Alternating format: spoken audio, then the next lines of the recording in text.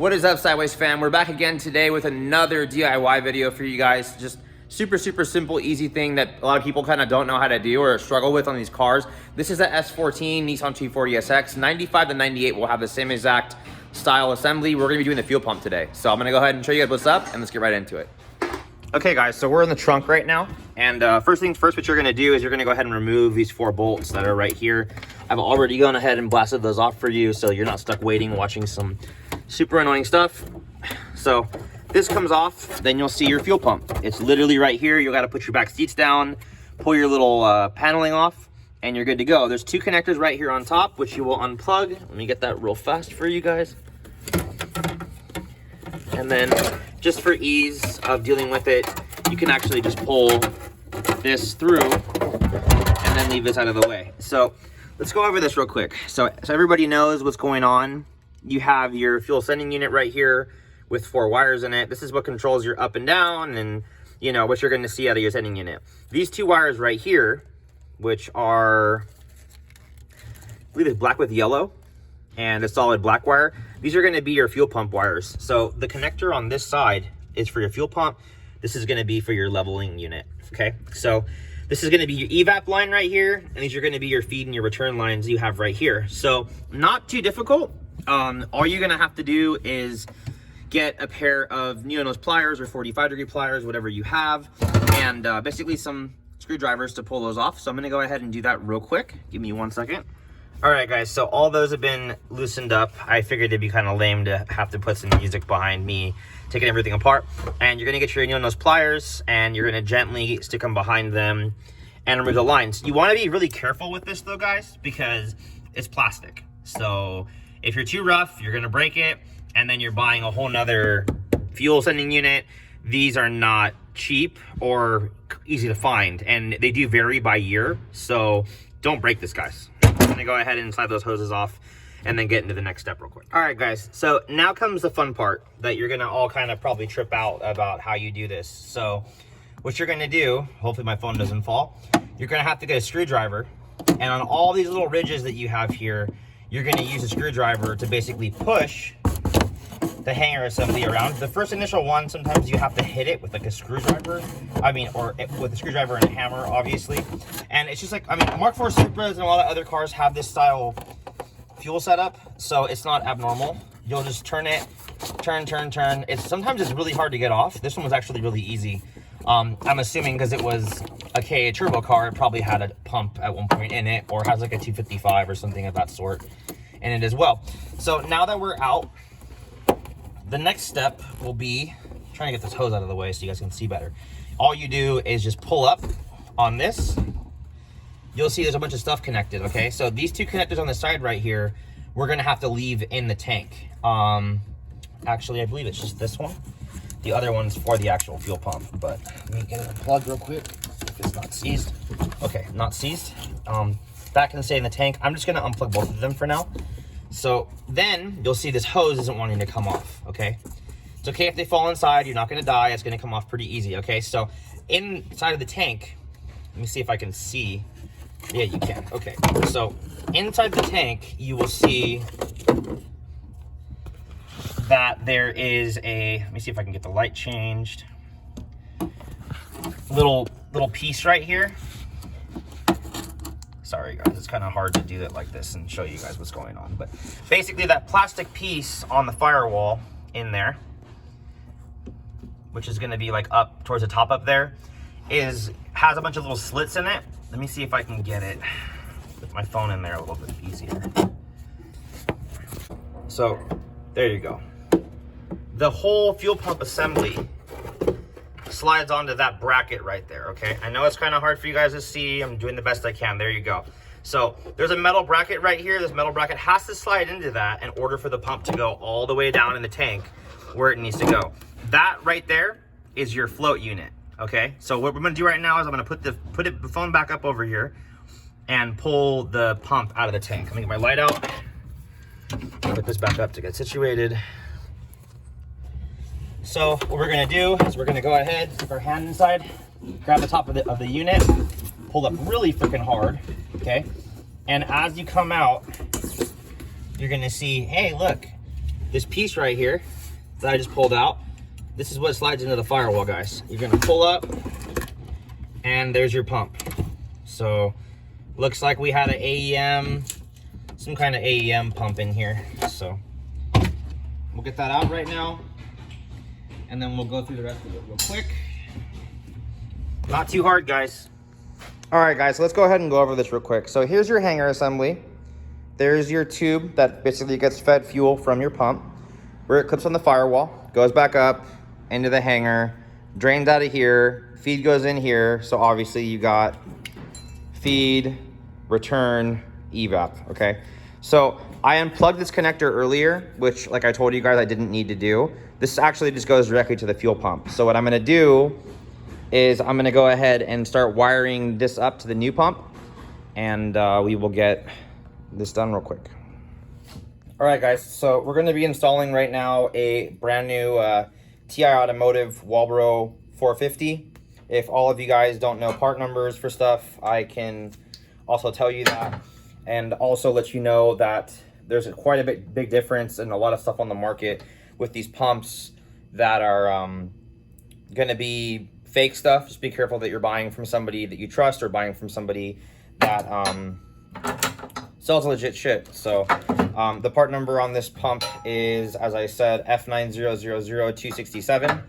If it's a different part number, you might want to check with somebody like me, or you might be using a Hellcat pump, which is fine as well. But for the customer's goal in this one, a 450 is going to be fine. That's good enough for 500, even 600 sometimes, depending on the engine setup. So we're going to have our install kit right here. This is the filter that you're going to need to run for your stuff that I'm going to be putting on this right now. It's very easy. The pump only will go onto this unit piece one way.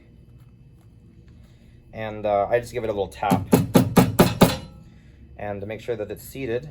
And that's it. We're good to go on this. So on the pump right here, this will just basically go onto this right here, how I set it in between, and then all we're gonna have to do is just lift this up a little bit. The hose is gonna be very, very, very short, so we will cut this down to about half the length of the original one that was provided, and should be good to go with this. So I'm gonna shove this on. Be careful with your pumps, you don't want to break them, but these have those little push lock style pumps. I still run hose clamps on everything. I don't like to have there be any possible leaks or any issues that we're gonna have with any of that. Your pump should come with a submersible hose. That'll be adequate for E85. If you want to change it to some other stuff, it is fine as well, but I usually use what they send me. When you buy from the proper company, you don't need to really worry about that kind of stuff. So I'm gonna push this down just to make sure that we're in all the way. And looks like now that we're installed right here with the pump, all I'm gonna do later is I'm gonna go ahead and tighten those down. You're gonna use your connector that you're provided with for this to wire into this. As I left earlier, which is kind of a good thing, is I left little leads to show which way the pump went, red and black. Obviously red's power, black is ground. So I'm gonna go ahead and strip this real fast. They've already stripped these down for us on the other side of it. So let's get them in. Make sure we're touching, get a good crimp. Make sure you guys are using good crimping tools and good stripping tools too. You don't want to have a bad connection. Do a nice pull. Make sure we're not having any problems on that side of it. And then this, I'm doing this real quick, guys. If you guys have any questions, which I don't think you should, there's not really much to this. So, I mean, I don't see why there would be any questions, but if you do have them, I will answer whatever you guys need in your comments, or you can message me through IG, as I say all the time. I do respond to pretty much everybody that messages me, unless if you try to tell me, hey Rob, how much to swap my Honda Civic, I'm not going to respond to you, dude. Like, you don't have the money to do that, and you know, who in their right mind is going to pay more than you pay to buy a Supra or something like that. So anyways, I mean, that's it, guys. Basically this line's going to float around in the tank. You got your connectors nice and connected in, you got your two hose clamps, I mean, it should look just like this. So connect it in, positive, negative into the pump, boom, boom, boom.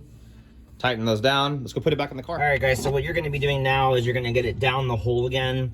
And this is the part that's kind of like the worst part of the whole thing is you gotta plug in the unit in here for the float because it has a pickup piece as well. And then you have a whole nother piece that it has to slide into inside. I did get it in, which is kind of amazing right now, actually, because I usually have to do it a few times, but I know it was hard to see that last time, but basically there is a plastic piece on the firewall right there. You can kind of see me shining, and the lower that you get in there, there is kind of a little notch where you'll feel it pop into place. The pump does sit very far down in these tanks.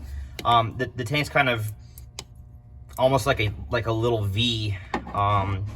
See if I can get that tip to shine on my light so you can kind of see, but basically there is the pump, there's the float, there's the little piece that has to slide into on top. Up here you can see it's in, there's a split line in between the two lines on there. Kind of hard to see beyond there, guys, so sorry. Not gonna stick my cell phone in the gas tank and destroy my phone. So yeah, guys, then you gotta just make sure that the little seal in the tank is there. Put it down, make sure you kind of wiggle it back and forth so that it goes down, and then it's just, you know, repeat the same process. Put the little ring back on. You're gonna spin this thing. I like to start in reverse. Sometimes I'll put a little bit of WD-40 on this too because I don't like to start, but hey, on this one looks like we're actually doing okay. You'll use your hand, be careful. The edges of the tank over here on the sides is very sharp, and you don't want to cut your fingers or hurt yourself, obviously, when you're doing this, so be careful. Once the top doesn't really spin, you're already good enough. You will slip your evap line back on, and then I'm going to, just for the hell of showing you how it all goes, I think I lost my hose clamp for this one.